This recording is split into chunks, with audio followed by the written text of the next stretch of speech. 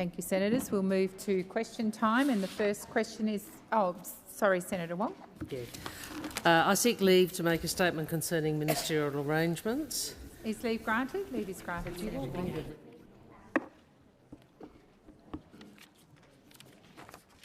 I advise changes to ministerial arrangements. Senator Watt will be absent from question time today for personal reasons. In Senator Watt's absence, ministers will represent portfolios in accordance with the letter circulated to the President and party leaders and independent senators. I'm happy to run through the list if any senator wishes. Thank you. Senator Birmingham? Oh, sorry, I didn't know if you were responding. No, not to that. Okay, so we'll now move to question time, and the first question is to Senator Birmingham. Thank you, President. My question is to the Minister representing the Prime Minister, Senator Wong. I refer to the release of ministerial diaries by the Attorney-General and the Treasurer detailing their first 100 days in office. The Attorney-General, Mr Dreyfus, has said, and I quote, "I'm going to continue to work with colleagues and across the public service on making sure that there is as much transparency as possible about our government information and ministerial diaries." Minister, given the commitment of the Attorney-General to create as much transparency as possible about ministerial diaries, why is the Prime Minister refusing to release his diary, putting him at odds with his own Attorney-General and Treasurer? Thank you, Senator Birmingham. Minister. Thank you. There is obviously a FOI. I assume these are FOI claims, not or requests, not one of the many orders for production that seems to be occurring at the moment. Obviously, every freedom of information request is distinct, has to be considered on its merits, and every minister will have to respond to requests in a manner that is appropriate to those individual circumstances. So I'm not the FOI decision maker, but I know that FOI decision makers obviously will have to make a judgment on the basis of the merits of the application before them. Senator Birmingham, first supplementary. Thanks, President. Minister, does the government have a government policy, regarding the release of ministerial diaries? If so, what is it? Thank you, Senator Birmingham. Minister Wong. Well, the government observes the provisions of the Freedom of Information legislation, and applications are processed in accordance with that legislation. That is the appropriate way in which these matters should be dealt with. Second supplementary. Thanks, Senator Birmingham. Mr President, is the Minister representing the Prime Minister aware that FOI applications for ministerial diaries remain outstanding for some other ministers, including herself? Will the Minister for Foreign Affairs be releasing her diary and adopting the Attorney-General's approach to transparency, or will she be joining the Prime Minister in thumbing her nose at the Attorney-General? Minister Wong. Thank you, I'm glad that here we go again. Senator Birmingham's newfound interest in transparency. I bet you didn't release yours, did you, mate? You didn't release yours, and nor did anyone release the ministerial list that showed the secret ministries that the Morrison government was engaged in. Nor did anyone release the details of Senator McKenzie using spreadsheets to allocate government monies. Nor did anyone release how it is that you funded car parks which people didn't want.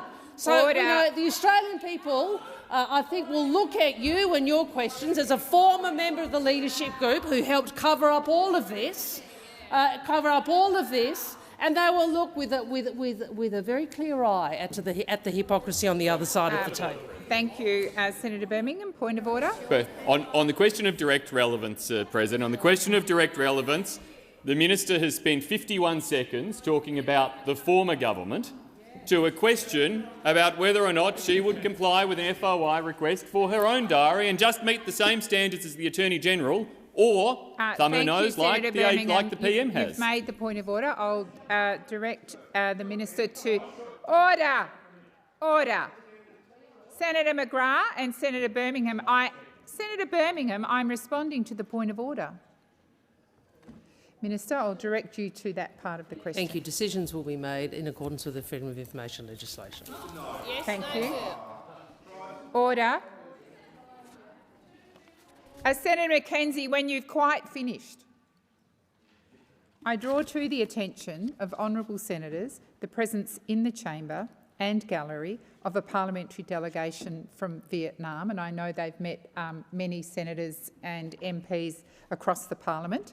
The delegation is led by His Excellency Mr Vuong Dinh Hue, President of the National Assembly. On behalf of all senators, I wish you a warm welcome to Australia and in particular to the Senate. Senator Payman. Thank you, President. My question is to Minister representing the Prime Minister, Senator Wong. How is the Albanese government delivering on its plans for a better future for all Australians? Minister. Thank you, and I thank Senator Payman for her question. And I say this: after a decade of wage suppression, of spiralling childcare and healthcare costs, of ideological wars, which are still occurring, and an out-of-touch former government that thrived on secrecy and cover-ups, Australia did need action, and this government is delivering. We're working to get wages moving and putting downward pressure on costs. And from our first day in office, our support ensured an increase to the minimum wage and a pay rise for aged care workers. Albanese Labor are investing in cheaper childcare, in cheaper medicines, paid parental leaves and secure jobs with better pay. I take the interjections because when you talk about secure jobs with better pay, there's nothing that gets the Liberals moving more than that, is there? They hate it. They hate it. And we're acting to make workplaces safer from sexual harassment with the passage of the Respect at Work bill based on recommendations which were left unfinished, and we're ensuring Australia has the skills of tomorrow. Excuse me, creating 180,000 new fee-free TAFE places. We've expanded the Commonwealth Seniors Health Card. We've ended the cashless debit card. We've established a Royal Commission into robo-debt. We have delivered the regional first home buyers guarantee. We've passed an historic climate change bill and updated our climate targets. You should listen. You might learn something, Senator Ruston. We've invested in renewable energy and rewiring the nation. We are establishing a disaster-ready fund, a vital tool as we battle floods across Australia. We have entered the cover-up culture, and now the majority of whom refuse. The majority of those who refused to censure their former leader. Where all of you lining up to defend him. And, of course, the National Anti-Corruption Commission. The National Anti-Corruption Commission that you spend years trying to avoid. Years trying to avoid. Senator now Wong, passed resume your under seat. an Albanese Labor government. Before I call Senator Payman for her first supplementary, I am going to remind senators, particularly on my left, that you are being incredibly disorderly. You are shouting so loud that I cannot get the attention of Senator Wong. It is unacceptable, it is disrespectful and it's disorderly. Senator Payman. Thank you, President. Minister, how is the Albanese government delivering on its plans to help Australians with the cost of living? Minister. Senator McGrath, as one of the key offenders, I have not even called the minister and you've started interjecting again. Minister Wong.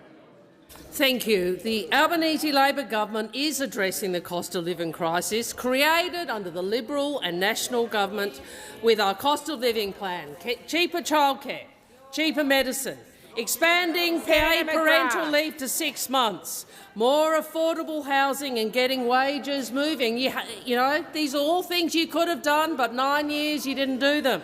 We have already secured an increase in the minimum wage and an important pay rise for aged care workers, and our secure jobs, better pay policy will boost wages even further.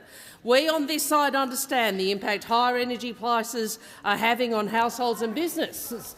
But, you know, we're actually trying to work on how we support households do that, how we have a response. You know what your response was? Let's hide it. Let's hide it. Let's hide it before the next election. Let's make sure no Australian knows about the hike in fees while we're in government. Let's hide it till after the election. What a disgrace. Senator Payman, second supplementary. Thank you, President. Minister, how is the Albanese government delivering on its plans to make us more influential and stronger in the world? Minister Wong.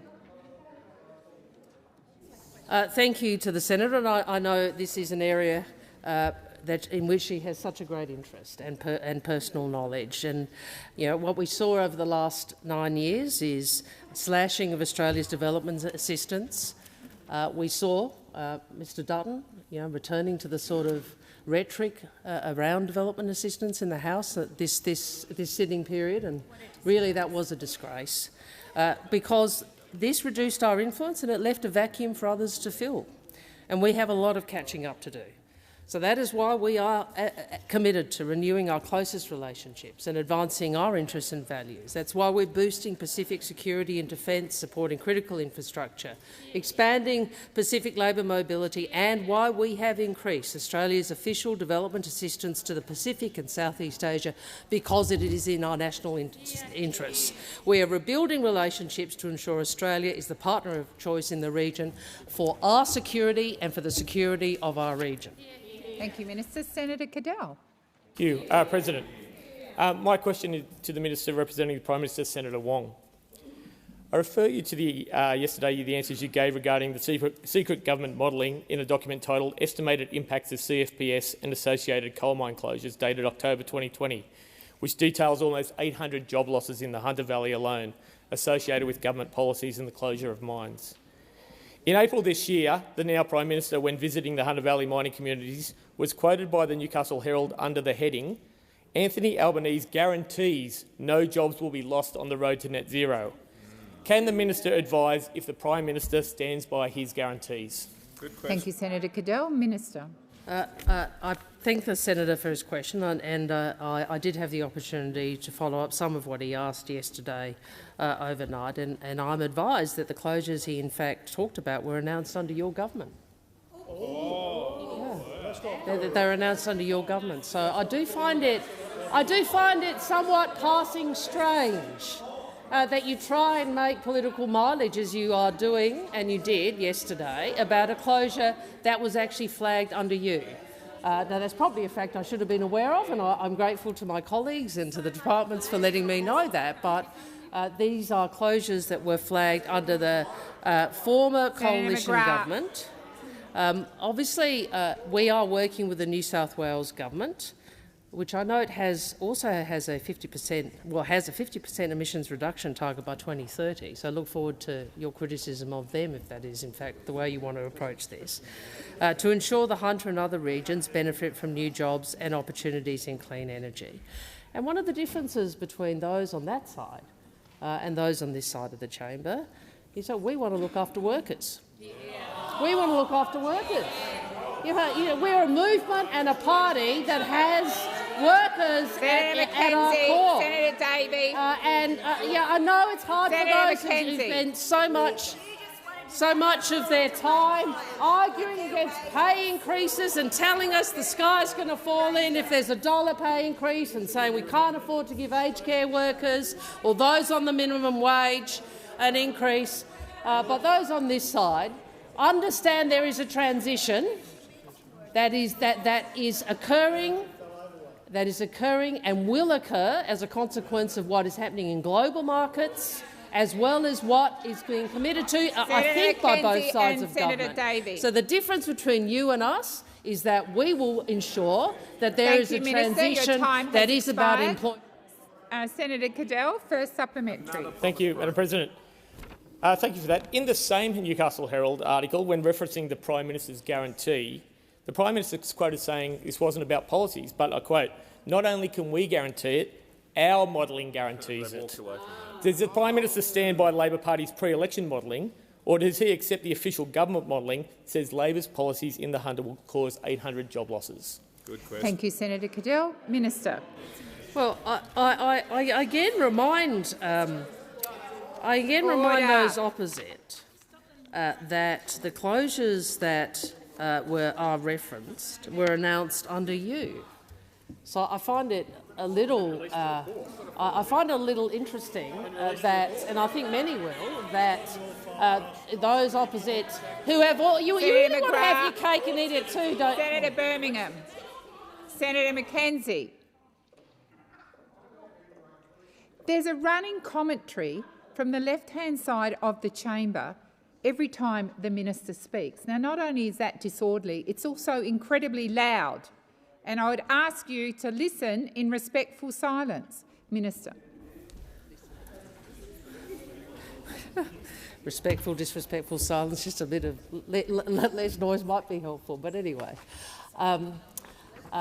look, there is a transition that is occurring in our economy and globally. And would you like to speak, Senator McGrath? Senator McGrath?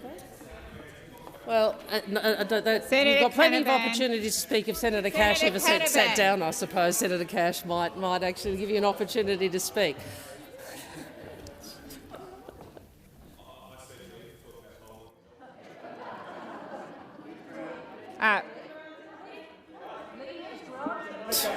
Leave is granted. You use up. Order.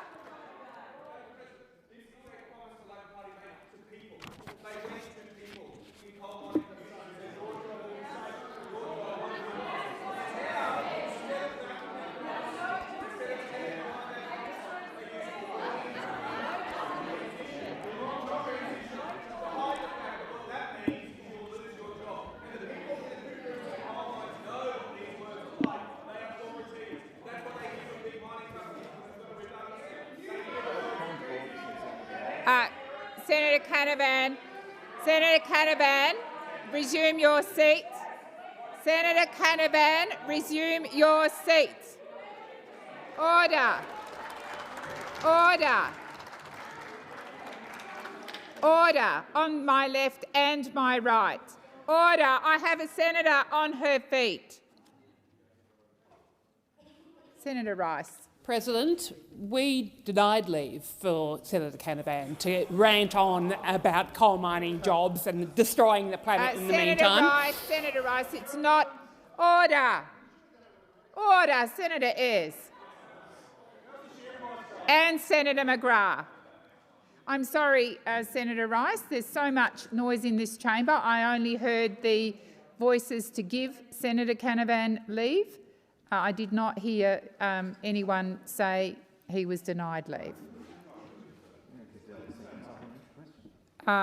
Senator Cadell, I believe we're up to the second supplementary question. Thank you, President. The model that the Prime Minister relied on to make those false promises of job guarantees to the people of Hunter, is that the same modelling the Prime Minister and the government used to promise 97 times before the election that Australians will see a $270 reduction in their power bills? If that is the modelling, how can anyone trust what the government and the Prime Minister says? Thank you, Senator Cadell. Minister, I didn't actually call you before you started. Minister Wong, thank you. Apologies, President. Well, I'd make this point if you want to talk about truthfulness. Those on your side are signed up to the same target we are for 2050. Senator Ruston. No, this is a policy and a political point. You are also signed up to net zero by 2050, remember? And I know you want to talk about that a lot, and Kooyong and North Sydney. Didn't help. Well, this goes to policy. This goes to policy. Meanwhile, Mr. Canavan, Senator Canavan, gets up and gives that rant, which shows that was all fake. It was all fake. You thought you could say one thing in one place and one thing in another. Well, we are really clear. There is a transition that is occurring, a change in the global economy. Order. We either get ahead of it and we help workers and communities thrive in that, or you keep going to them and lying to them, misleading them about what is happening, because you're signed up to the same policy. You just don't have anything to back it. Senator Wong, your time has expired. Senator Faruqi. For climate change. In 1991, Vanuatu, on behalf of small island states, first ask the question, who should pay for climate catastrophe? Over the next 3 decades, wealthy nations of the global north dodged and deflected that question while continuing to fuel the climate crisis. They relentlessly pursued profit and power, putting the world on track for climate catastrophe and fueling climate disasters. These disasters have affected 33 million people in Pakistan, and 50 million people in the Horn of Africa face the threat of famine, amongst many others. After decades of pushing by the Global South, a loss and damage fund has finally been agreed to. New Zealand, Denmark, Germany, and Scotland have already committed to contributing. Will the government today commit to paying our fair share of loss and damage? Thank you, Senator Faruqi. Minister Wong. Thank you. We are committed to an effective global response on climate, and as Mr Bowen made clear, we welcome the historical progress made in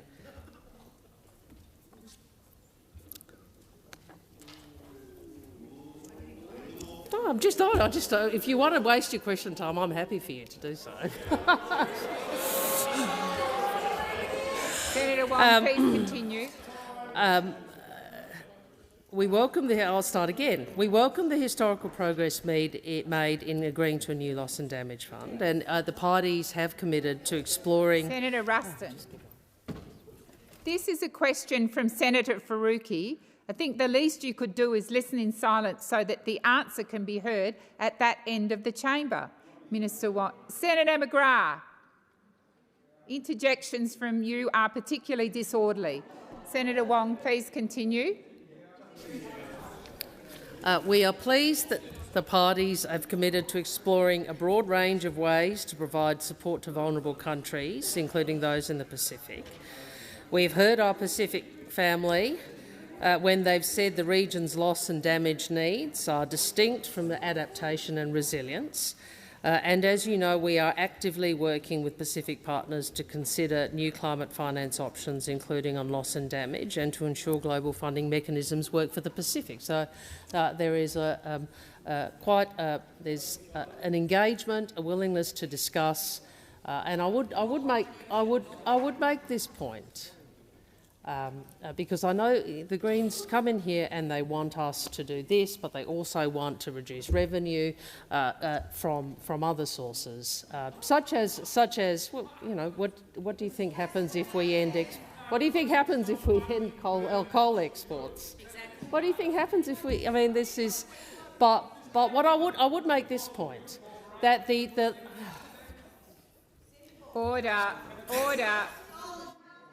Order. Senator Thorpe, I've called the chamber to order. Minister, please continue. I simply make this point. It would be much better for the country if there was bipartisanship on development assistance. I regret that was lost under those opposite and appears to continue to be lost. Thank you, but Minister. I would invite them to reconsider that. Senator Faruqi, first supplementary. Minister, as you well know, the climate crisis is an existential threat to the Pacific, where communities are facing rising sea levels and extreme storms. The government claims to be listening to the Pacific Islands. Well, the Pacific Islands have waited decades for loss and damage funding that is owed to those nations as a matter of global justice. What will your government do to ensure that a fund is established urgently with no room for backsliding? Thank you, Senator Faruqi. Minister. Well, I'm interested in the motivation, the implication about our motivation in that, because we are motivated genuinely. We are motivated. We had a long discussion yesterday about motivations. Senator McKinn demanded something be withdrawn. I noticed you did put it on social media afterwards anyway, but that's okay. But I would say to Senator Faruqi, the implication that we're not genuine in our engagement with our Pacific neighbours is wrong. We are. Now, that does not mean there is not a lot that we have to work through, and I have been upfront with them. I have said we are a highly emissions-intensive economy. We are seeking to shift the trajectory, the direction in which we're heading, and we are doing so belatedly. It will cost us more and it will be harder because of 9 years of inaction. Exactly. But we are serious about doing it. So please, if there was an implication, and perhaps I misheard, that somehow we are not genuine in how we engage with the Pacific, and because we understand the nature of the threat. Thank you, Minister. Your time has expired. Senator Faruqi, second supplementary. The Climate Change Minister tabled his climate change statement earlier today, but failed to even mention the elephant in the room, the impact of new coal and gas on Australia's climate targets. And yet, the latest greenhouse inventory, also released today, shows emissions from gas are increasing. Does the government acknowledge that burning coal and gas is causing and fueling the climate crisis? And why won't it rule out opening new coal and gas projects? Thank you, Minister. Well, I've answered this question many times. Excuse me. I understand this is the political campaign that the Greens party wishes to run between now and the next election. If I may say, that's a decision for you, but actually the policy challenges are far greater. So you can have a mantra around that, but actually what we need to do is transition an economy which is not only emissions intensive domestically, but is reliant on high emissions intensity industries for much of our export revenue. Now, we have to transition the economy, change the economy so our people, our children, our country can thrive in a net zero world. That is an enormous undertaking. That is. Senator Thorpe. You see, I'll take that interjection. Because as I said to Senator Milne years ago, you know, it's possible that people might just disagree. It's not because Senator Wong. Your time has expired. Senator Wong, your time has expired. Senator Sterle. Democracy. You're only one voice. Order. Four voices. Order. One voice. Senator O'Neill. I'm sick of it. Senator Sterle. Thank you, President. My question is to the Minister for Trade and Tourism, Senator Farrell. As we come to the end of 2022, the tourism sector is hoping for a Christmas that sees Australians able to travel in a way they haven't been able to in recent years. Can the Minister outline the steps the Albanese Labor government has taken since being elected to support small and medium-sized tourism businesses recover from the impact of the global pandemic? Thank you, Senator Sterle. Minister Farrell. Thank you, President, and I thank Senator Sterle. Very interested in the topic of tourism and comes from that great state of Western Australia. Well, yes, the Albanese Labor government is supporting the tourism and travel sector's recovery in a way that the former Liberal National Government never ever did. We know the vast majority of tourism businesses are small and medium-sized. They collectively make a significant contribution to employment and our economy. To support this sector, we're delivering on our commitments, including through a $48 million investment over 4 years. And we're directly engaging industry to address the challenges that they face. In August, we held a Tourism and Jobs Skills Summit to hear from industry about the challenges they face. We've launched a visitor economy disability pilot. We're working on a project to better connect workers and employers in the industry. In October, I hosted a tourism ministers' meeting in South Australia with state and territory counterparts to collaborate on support for the industry. And I look forward to the next meeting, which will include the tourism ministers from the re-elected Andrews Labor government. In October, we launched the Come and Say G'day campaign to get international tourists back to Australia. Already, Senator Sterle, it's attracted 122 million views, which translated to a 74% increase in traffic on Australia.com. And last month, no, I'm going to come to the Bellarine and Mornington. Don't worry, Senator Henderson. Not in this question, though. And last month, we launched the Caravan Parks Grant Program to help park operators upgrade their facilities. The Albanese Labor government understands the challenges we've faced in tourism and travel, and we are committed. Senator Sterle, first supplementary. Wow. First supplementary. Thank you, President. Can the Minister outline further details about how the Albanese Labor government is helping small and medium-sized tourism businesses address labour and skills shortages so they can recover and thrive? Minister Farrell. Thank you, President. Senator Steele, yes, I can. In August, we held a Tourism Jobs and Skills Summit to hear directly from industry about labour and skills challenges. You never held one. You never held one. In September, we announced a $3.3 million to establish a visitor economy disability pilot to help people living with disability secure sustainable jobs in the tourism industry. The pilot will address barriers identified by small and medium tourism businesses in recruiting, retraining and progressing staff with disabilities. We are working with the industry on a project to provide a one-stop shop for showcasing career pathways, connecting employers with prospective workers and providing workers with information on jobs and upskilling opportunities. We want to see tourism workers return to this sector after they were forced to look and find work elsewhere under the previous Liberal National Government. Your time has expired. Senator Steele, second supplementary. I do, thank you, President. Now, Minister, in your earlier answer you touched on the Caravan Parks grant program to support businesses to improve their caravan parks. Can the Ministry outline how park operators, whether on the Mornington or Bellarine Peninsula or in tropical North Queensland, or more importantly outback WA, will benefit from this program? Minister. Thank you, President. And yes, I can outline that, Senator Steele, and thank you for your great interest in this topic. The Albanese Labor Government is committed to supporting tourism businesses, including caravan park operators, to recover, grow and thrive. And, President, I know that Senator Steele and potentially even Senator Henderson would be pleased to hear that applications are currently not just open for caravan parks across the Mornington and Bellarine Peninsulas. Applications will not just be open in tropical far north Queensland or outback Western Australia. Grants are open for park operators all the way across Australia. And I can assure you that there will be no colour-coded spreadsheets from this government.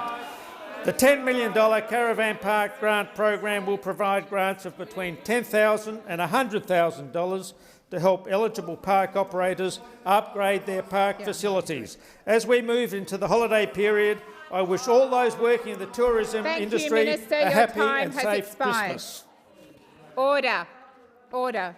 I wish to draw to the attention of honourable senators the presence in the chamber of Mr Sean Turnell, who I'm sure we're all so thrilled to see safely back in Australia.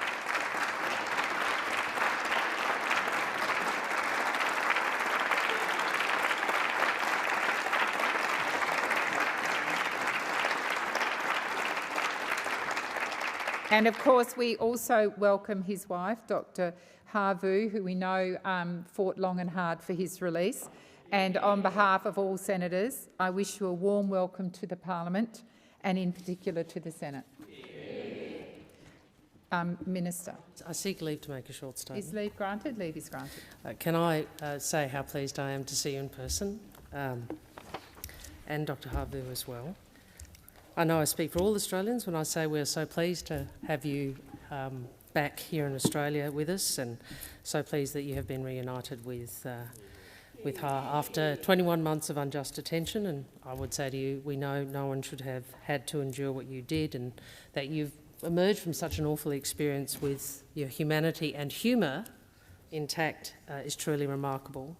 I want to acknowledge the work of all those across the government who worked so hard on your release, including the former government and Senator Payne here in the chamber.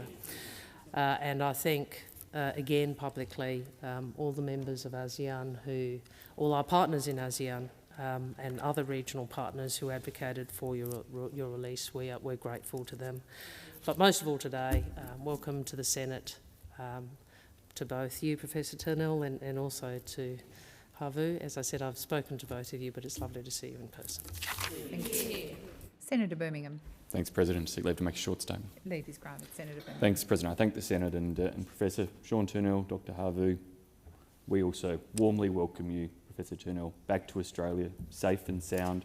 We thank you for the way in which you have always conducted yourselves, each of you, particularly noting that your engagement in Myanmar was one to help uplift others, to deliver for others, and that the price you paid was an immense one.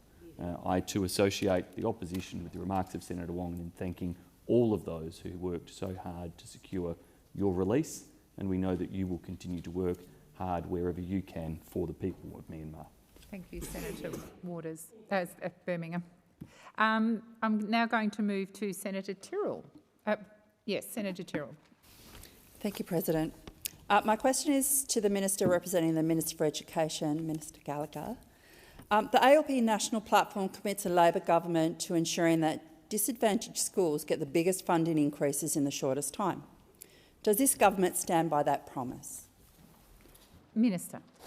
Thank you, President. I thank Senator Tyrrell for the question and for her advocacy on behalf of children, and particularly those from disadvantaged backgrounds who require for assistance and support through their schooling years.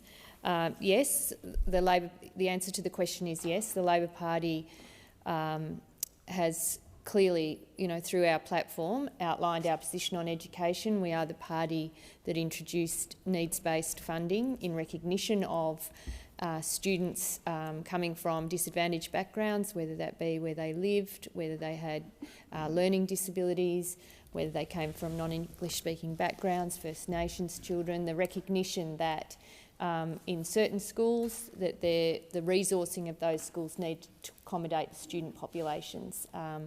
So we have a long and proud history of that, and I know that Minister Clare is working very hard in terms of the next round of negotiations with states and territories about how to best meet the commitments we've had outlined in our platform, but the position that the government has taken around ensuring that the education system, mindful of the fact that the states and territories have a significant role here, and the independent and Catholic sectors also educate large numbers of children and young people, that we do recognise disadvantage and try to structure our funding accordingly.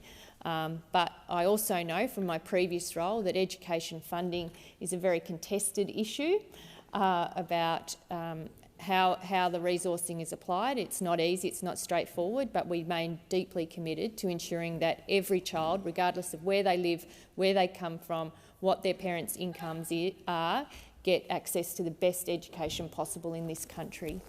Thank you, Minister. Senator Tyrrell, first supplementary. Thank you.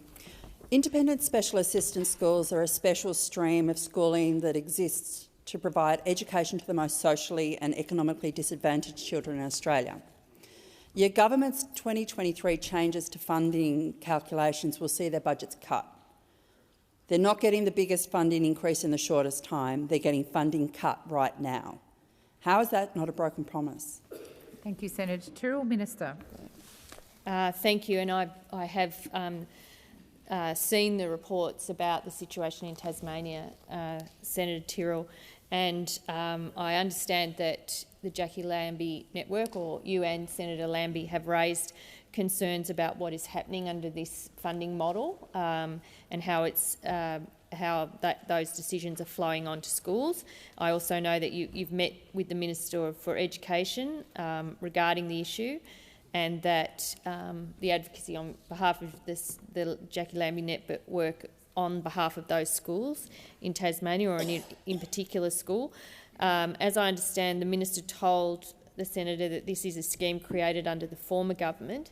However, when it was brought to his attention about the impacts of that scheme and how they were flowing through to schools, he did ask the Department of Education to work towards resolving the issue, that this work is happening and he is working with some urgency.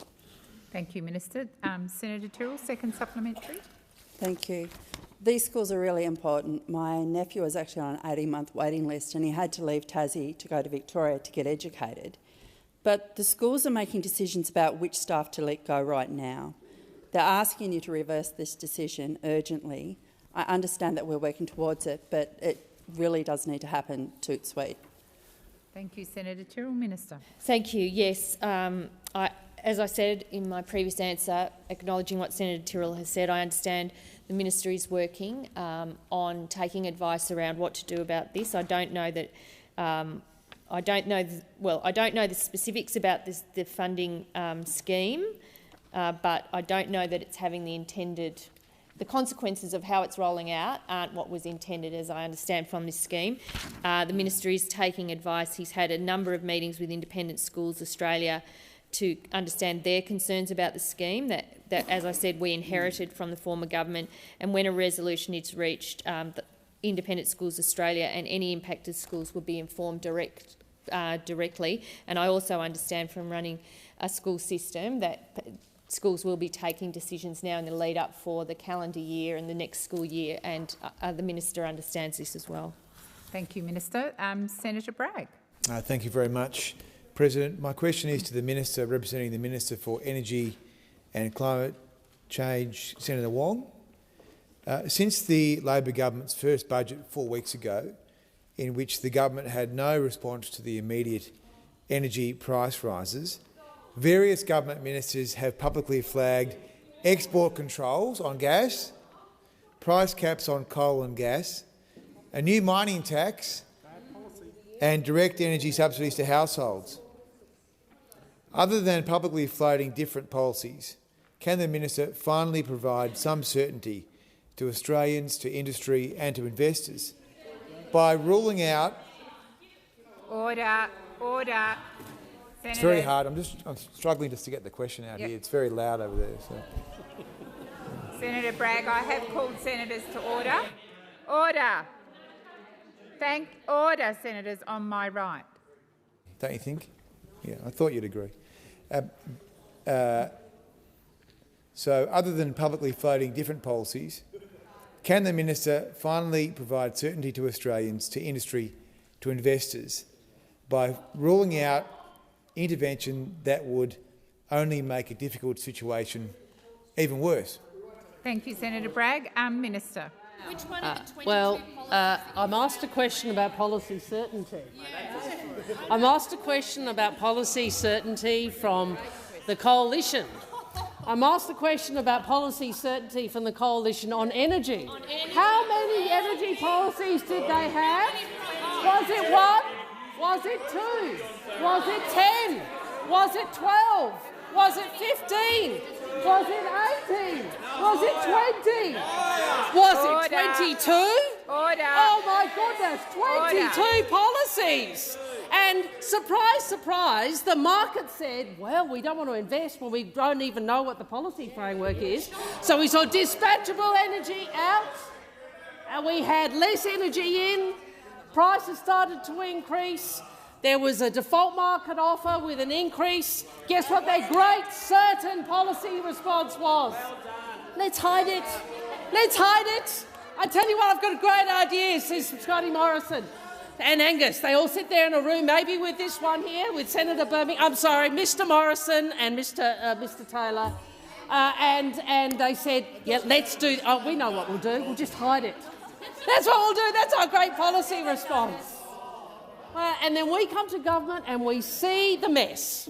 And yes, we are working our way through your mess, which has got worse. Order on my left. Senator Birmingham. Senator Birmingham.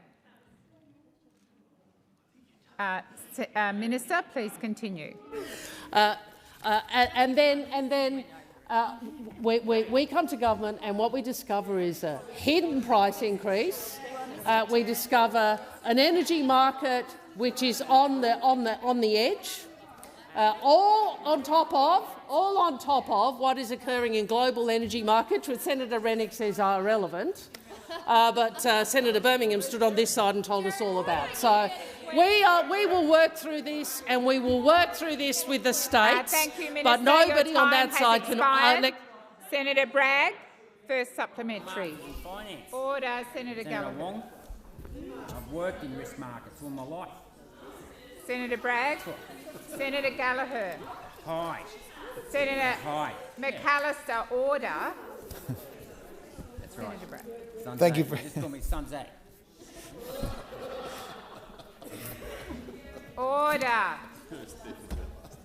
Senator Bragg. Thank you very much.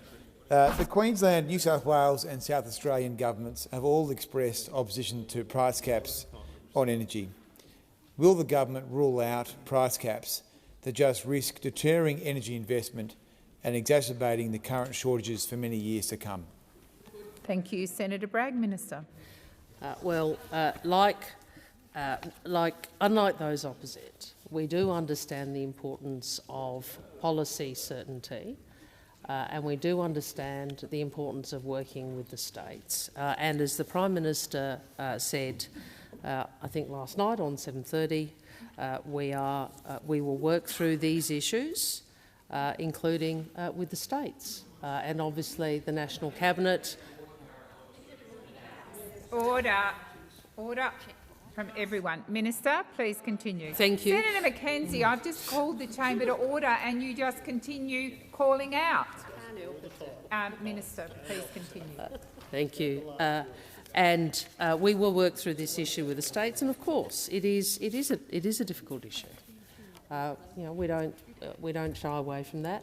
We are dealing with a legacy problem, or we're dealing with a global markets problem. And what I would say, Senator Bragg, if more on your side understood some of those policy issues, I suspect the country would not be in the position it is. Senator Bragg, second supplement. Thank you very much. This week at Senate estimates, both the Treasury Secretary and the Governor of the Reserve Bank said that Australia needs more gas. Why did the government cut supply-side policies in its budget? And can you name one government policy that aims to increase the production of Australian gas? Thank you, Senator Bragg. Minister. I'm not sure to what. I'm not sure to what the minister is referring. Sorry, the senator is referring, Order. Order. The minister has the right to be heard in silence. Please continue, Minister. I gave you a promotion. See, I must like you, Senator Bragg.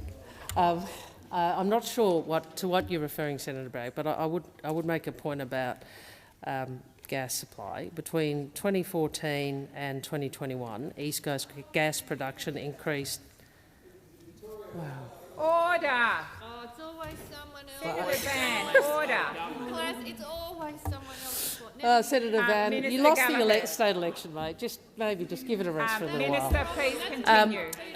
Between 2014 and 2021, East Coast gas production increased 300%. Because, in great part, because Minister, please resume your seat. Senator Canavan. Thank you, Madam President. Just on relevance, the question went to policies, not statistics, historical statistics that the Minister is referring to now. The Minister is being directly relevant. Minister, please continue. No. Well, I'm making the point about, you might not like to know this, that despite a 300% increase in gas production, domestic gas prices went up by 420% in real terms over that time. So the point is the policies you had failed. That's the point. Thank so you, we Minister. are trying to work our way through that. Senator Babet. Thank you, President. My question is to the Minister representing the Health Minister, Senator Gallagher. The recent release of Australian Bureau of Statistics provisional mortality data for our nation shows all-cause mortality to the end of August is currently a staggering 18,671, or 17% higher than the historical average. Now, a report which appeared in the Lancet Medical Journal also shows that Europe is facing an increase in cancer diagnosis after an estimated 1 million cases of cancer went unfound due to the COVID lockdowns and other draconian measures. Can the Minister advise what we are doing here in Australia to make up for the many thousands of likely missed cancer diagnoses over the last 2 years? Thank you, Senator Babet. Minister. Thank you, President. I thank Senator Babet for the question, and we are working with the states and territories. There is no doubt. I mean, I don't want to align myself with the mortality data and this, because I haven't seen what you were citing from. But the broad, well, that's fine. I'm not questioning it. I'm saying I haven't seen it. So my answer is in relation directly to the question, not the preamble. So the question was, what are we doing? There is no doubt that our health services over the last 2 years were significantly affected by the pandemic. So services that would normally be provided through hospitals, people going to GPs, people actually even seeking health treatment because they had a concern, significantly changed during the pandemic. We are working with the states and territories, as you would expect, through the National Health Reform Agreement, about transitioning out of the pandemic and the COVID focus. They'll have significant pressure on the hospitals, but also in primary care. And as people come forward, there is no doubt there was delayed seeking of health attention or seeking of health assistance and access to services through the pandemic. It will take some time to work through that, but we are working with the states and territories through the Prime Minister and the First Ministers through National Cabinet about pressures in the health system and transitioning away from COVID-19 and the COVID-19 focus. Thank you. Senator Babet, first supplementary. Deaths with COVID-19, generally not solely from COVID-19, have been recorded by the ABS as 7,727 at the end of August. Even if we exclude all deaths with COVID-19, we are still seeing excess deaths of about 10,944. Can the minister explain or advise what research, if any, is being done to look into the cause of this alarming excess mortality? Thank you, Senator Babet. Minister. Well, again, I haven't. Thank you, President, and for the senator for the question. Again, I haven't seen the data to which the senator is referring, so I think it is appropriate that I don't just immediately accept those statistics. But I think there will be, over time, a lot of information, a lot of research and assessment done about our response to COVID-19 and some of the other consequences of the fact our health system had to respond to a global pandemic, and therefore other services were either wound down, didn't operate, or people chose not to seek assistance during the pandemic. I have no doubt that there will be plenty of academics and researchers who are interested in that, assessing that, and then making recommendations about what should happen when the next global pandemic hits the country or all countries. So that, thank you, Minister. I'm sure there will be done. Your time has expired. Senator Babet, second supplementary. Now, we've seen some alarming data out of South Australia sourced by Senator Alex Antic, to my right, which shows a material increase in cardiac presentation in 15 to 44-year-olds commencing in July 2021, a time when there were very minimal COVID cases. What is the minister doing to investigate the underlying cause of the spike in heart-related issues? Does the government still assert that the mRNA injections are still safe and effective? Thank you, Senator Babet. Minister. Thank you. Well, I haven't seen Senator Antic's research either, and I'm not sure of your background in epidemiology and assessing, what's the health trends during a global pandemic, but I can be corrected if you have some background in that. In relation to do we think the vaccines are safe? Yes. The TGA has gone through its process. As you know, Senator Babet, they also report on adverse events, and myocarditis, pericarditis in younger people was one of the identified risks of those vaccines, and everybody was informed of that, and it was seen as a risk. Those people where it affected them, particularly younger men, as I understand it, those adverse events were recorded. But I should also say the vaccines have saved thousands and thousands of lives, particularly most vulnerable Australians, and the pandemic and the vaccine program was always about responding to that. Thank you. Senator Urquhart. My question is to the Minister for Finance, Minister for Women and Minister for the Public Service, Senator Gallagher. Could the minister update the Senate on the government's achievements across her 3 portfolios over the past 6 months? Minister. Busy. Oh, I thought there was a longer question. Order. I will. Order. I will. Thank you very much, Senator Urquhart. Can I thank you for your interest in my 3 portfolios and for the question? It has certainly been a very busy time since the Albanese government was elected 6 months ago, and we've spent every single day focused on implementing our plan for a better economy, better budget and better future. We've begun the work of budget repair, restoring fiscal discipline to reverse the decade of economic mismanagement. In October, we delivered a responsible budget that is right for the times and readies us for the future. It puts to an end the record rorts and waste that riddled the budgets under those opposite. Investments in services and programs that— Minister, please resume. Senator Hume, I called you at least 3 times and you just chose to continue. That is incredibly disrespectful. I ask you to listen in silence. Minister, please continue. Sorry, I didn't hear the interjections. I've got a coping mechanism where I block them out. Senator McGrath. Okay. Investments in services and programs that matter to the Australian people, like childcare, like aged care, like cheaper medicines, like housing, like climate. Investments— well, there were billions of dollars in our Powering Australia plan. I take that interjection from you, Senator McGrath. Our Powering this Australia plan to fix the energy mess that we inherited. The negligence of those opposite, when they were in government, to put their head in the sand and pretend that the most significant economic transformation and challenge facing the country just wasn't going to happen, that they didn't need to deal with it. Well, we're dealing with it in our first budget. We've also begun implementing the Buy Australian plan, which is our plan to use the government's purchasing power to help grow Australian businesses, create jobs, develop up sovereign capability and back Australian businesses. Our spending review identified $22 billion in savings over 4 years to deal with the budget. Thank you, Minister. Your time has expired. When there's quiet, I'm going to call Senator Urquhart for her first supplementary. Senator Urquhart.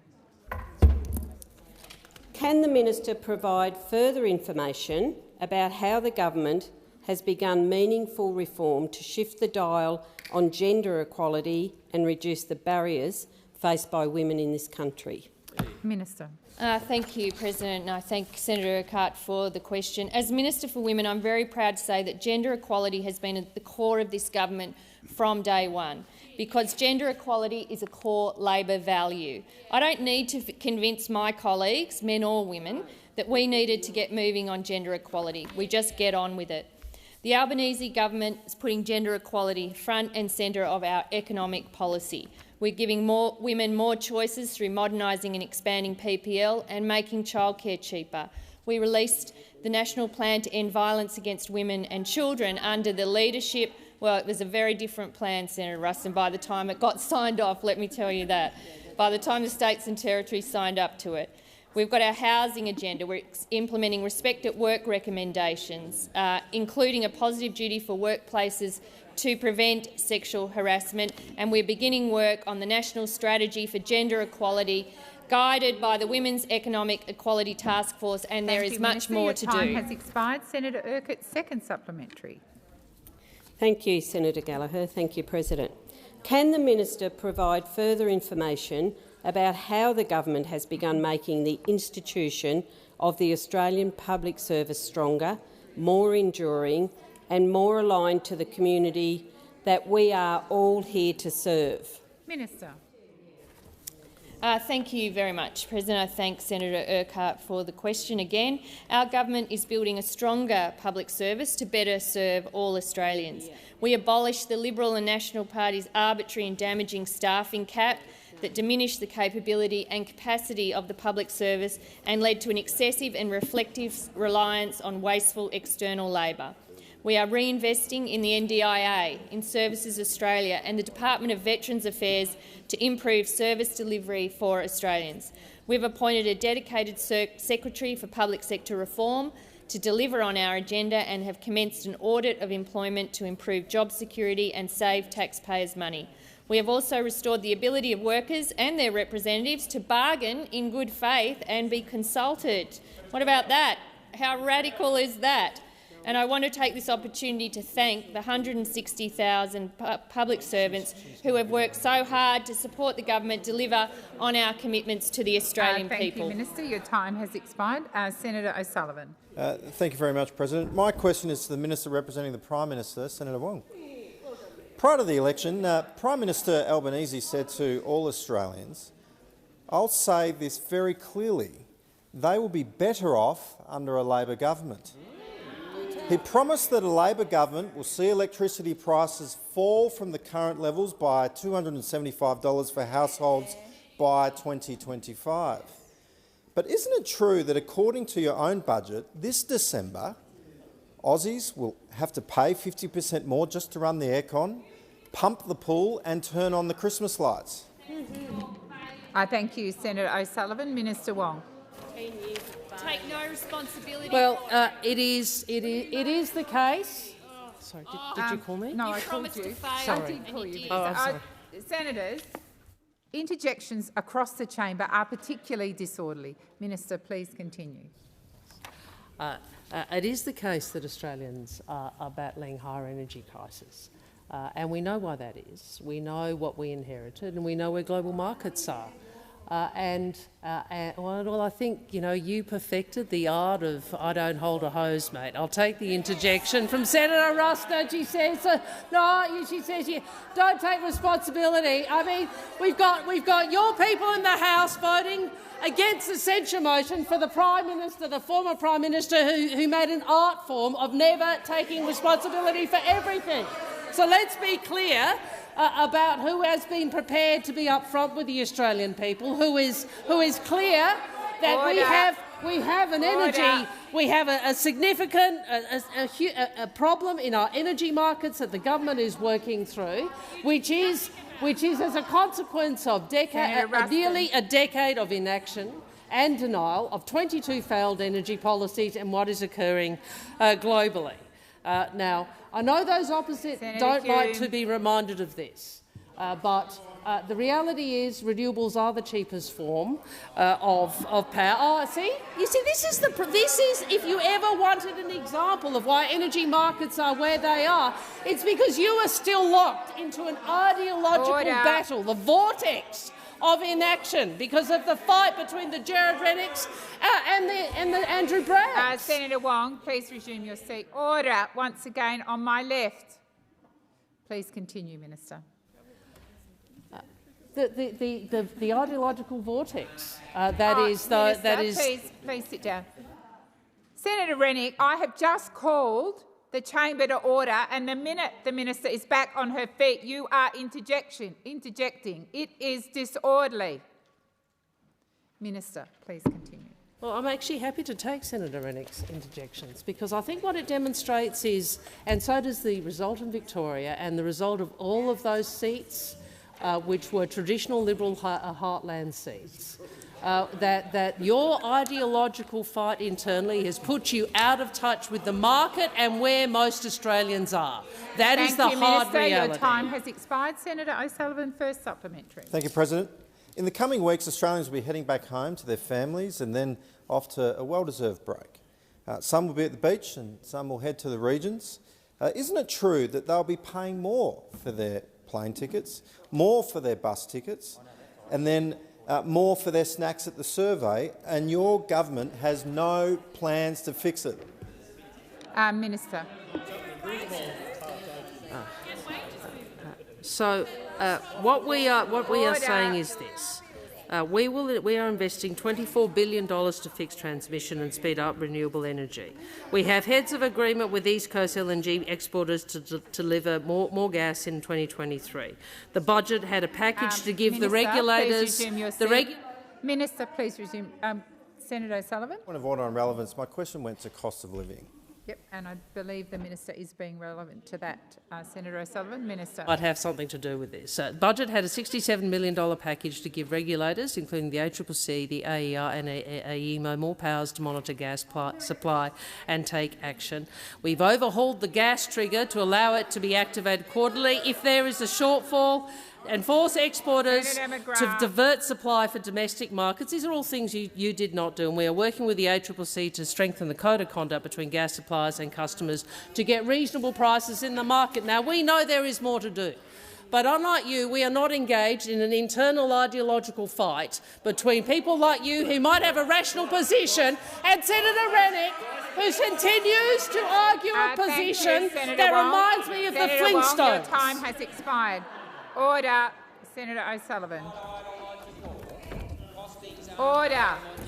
You haven't got a clue because you haven't got any. Order, senators on both sides. Senator O'Sullivan. Thank you, President. Very soon, Australians will be gathered around the table for Christmas lunch. They will not be better off. They will have paid more for the turkey, more for the ham, more for the bonbons, more for the beers or possibly the Prosecco, and more to get presents for the kids.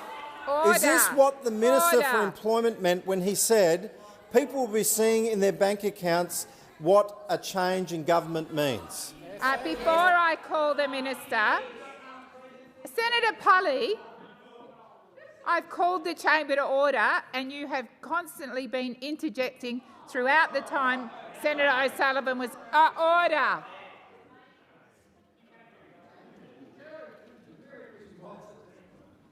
Minister.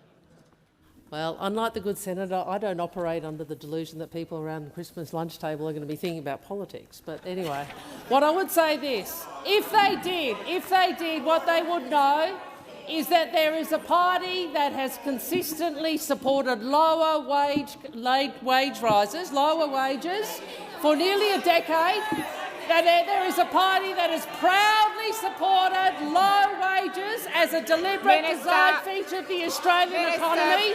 There's a party who opposed a $1 an hour increase to the minimum wage, a party who opposed wage increases for aged care workers and early childhood educators. Minister Wong.